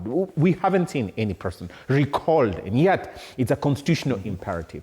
So when political parties then decide they are going to meet this two-thirds gender rule, and therefore they need to bloat the numbers at the county government level without the consultation of the people, it negates the whole concept of democracy. Why are we even going to the election? So in my view, in my humble view, and I ask Kenyans to really not bash me on this, that particular amendment which the Senate is selling to the Kenyan people, I wish I was asked, or people were asked, I mean, hey, would you like the two-thirds gender rule to be removed? Article 27. Absolutely. I think Article 27, Part 8. I would be right there to saying, let it be removed, because democracy is blind to gender when you come to voting. What the person looks for is, what are you selling me as your program? What will you do? You may be male or female. As long as the gates are opened for anybody who wants to get into the arena of the political, platform, go ahead. I mean, like, male or female, it's open. The nominations are free. The election is going to be free and fair. No one is railroading anyone into the electoral cycle as in terms of gender. So if you ask me, we should be having that constitutional amendment to remove. And then this thread that is dangled constantly like a Damoclean sword on the Kenyan parliament. Oh, you're going to be dissolved anytime now because you don't mean the two-thirds gender rule. Look, I mean, you cannot have these as something that you tie as a leash on parliament all the time. Unless you comply, then we will dissolve you. And this is taken away from the independence of the National Assembly or parliament. When people are there and feeling that we haven't made the two-thirds gender rule, and therefore let's wait for the beefing of this particular number so that then we can meet the rule. So the wards are failing at that level. And worse still, they are not meeting the development agenda. Why? Because a large amount of the money that is allocated to them, or they collect, is going to these salaries. But who are you paying? Someone who was never elected, someone who's not articulating the vision of the county, and someone who is, quote unquote, unaccountable to you as an electorate because they were nominated by a political party. So it's a failure across the board. And you ask yourself, as a people, as a nation, oh ye Kenyan people, what is wrong? Why are we expending our money like this? Why are programs failing across the counties and all over? Should we extend this debate to the issue of women representatives as well? Because, well, if at all it's the electorate to choose, okay, fine, they get to elect the women representatives per county, but should we look at it that way now that we've already opened this can of worms? Allow me just one statement here. We as a Kenyan people, where we are right now, what do we want? Do we want gender for the sake of gender? Just to see that there are two-thirds. Okay, fine, we're comfortable. Regardless of the cost, regardless of where we are headed to, plunging into this whole economic, social, political, or otherwise. And then we see that repeated year after year, all these 5-year blocks that we have elected someone and then we're waiting for now another cycle? I know this could get you into trouble. These are your colleagues. You sit with them in the National Assembly. Do you think we're getting value for money simply by electing specific seats, setting them aside for a particular agenda? One thing I would say that that is a duplication, because when you have a senator who takes the scope of the county, and then you have a women rep who still also takes the scope of the county, that's a duplication of service and representation. I would say that, in fact, the authors of the Constitution brought this as in to serve that particular element of striking balance. But let me tell you, it did not give a blanket time. It put a time limit. Otherwise, that women position, according to the Constitution, it ought not to serve forever.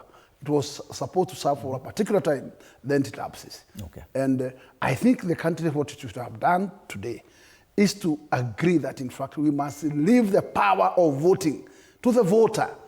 And I have repeated here that women are the majority of voters. And if they feel that their gender is underrepresented in those elected positions, they are the one to clamor and do the best at the voting time. Then they can be able to elect one of their own, so that they can strike this balance of gender. But at the point in time when you are, whether this thing is a constitutional order or a constitutional demand, it is not cast on a stone.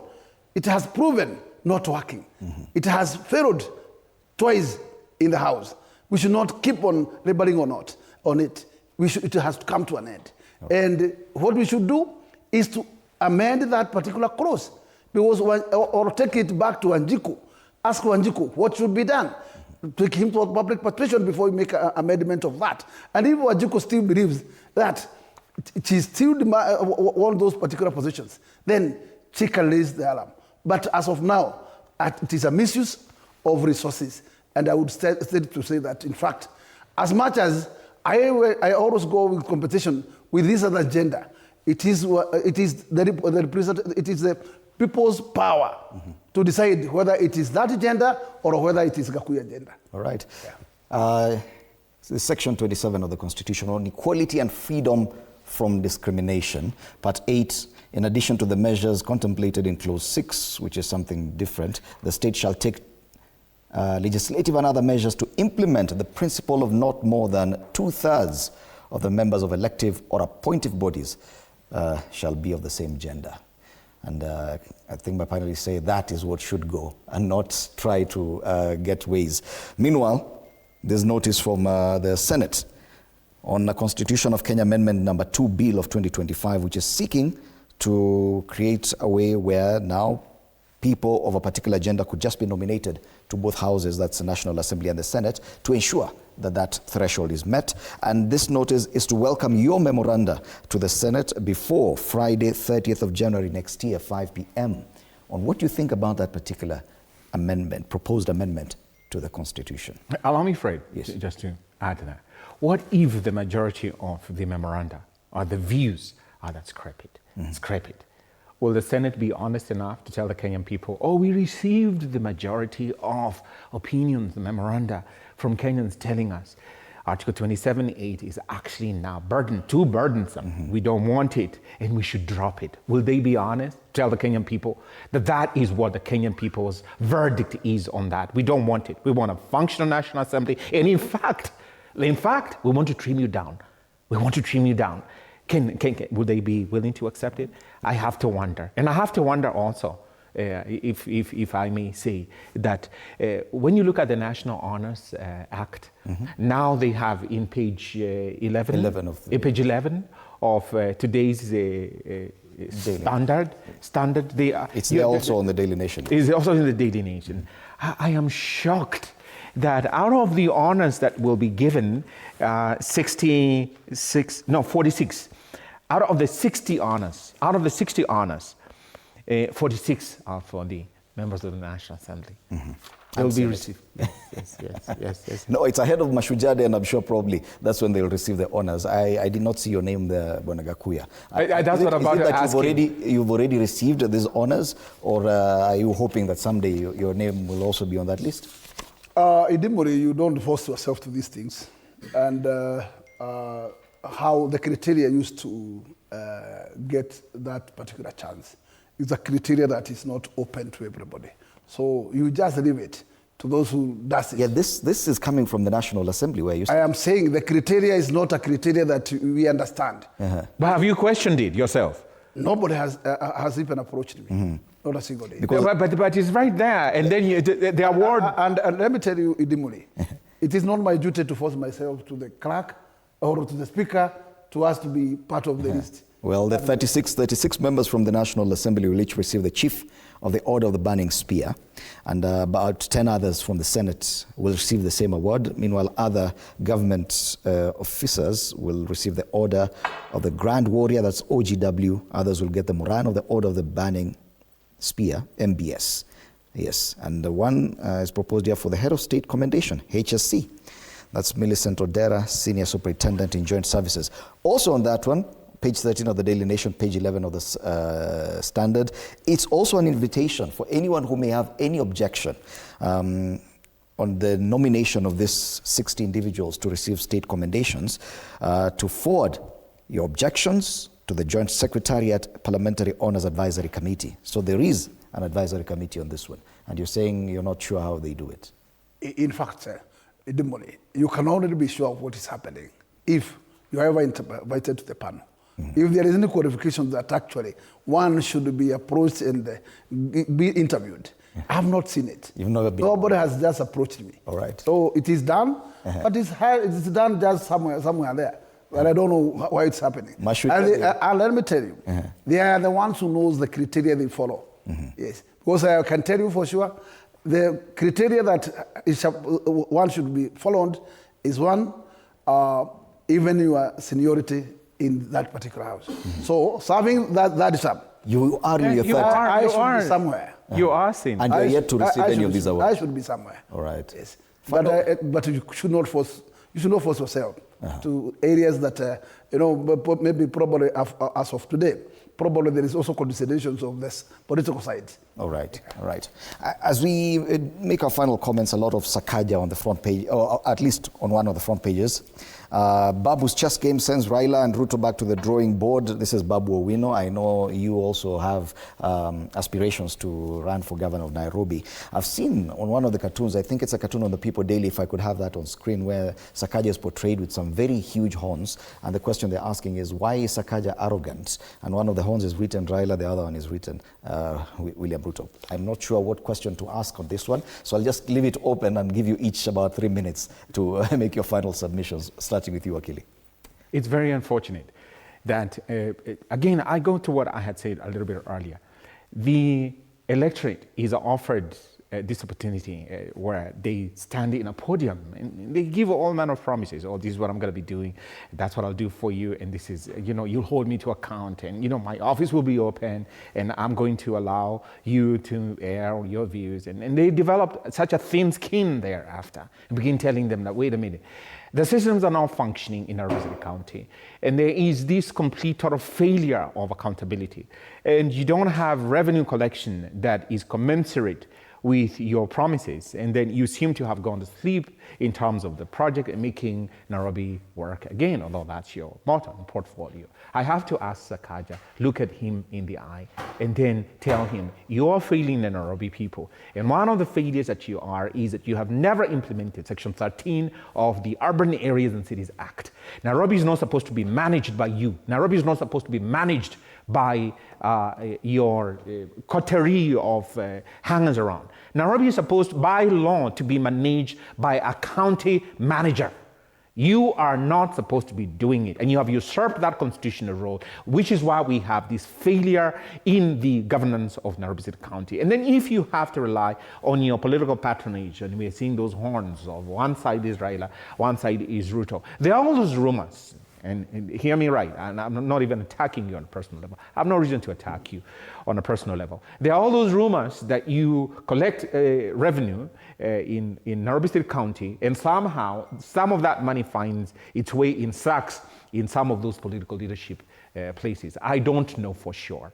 And you have to disabuse the Kenyan people, the Nairobi residents in particular, of that particular notion. But on aggregate, whichever way you look at it and however you want to present yourself, you are deemed as having failed to articulate your vision, which you told the Kenyan people in 2022, Nairobi residents in particular, that you are going to have a change from what was there before. They see themselves as worse off. There is absolutely no new pavements that you have made. Cyclists, which you say that, well, Nairobi is a green city, and you tout yourself as C40 cities, the leader, which I don't know where you got that from without the Nairobi people approving that of. You have all these concepts that the foreigners are giving you, to show around Kenyan people. You don't give them the space to play for their children. I want to ask you, which new field have you made, other than the land grabbing that you're overseeing left, right, and center? And this is with respect. It's documented. Every day people are complaining. My piece of land has a parallel title, all of that.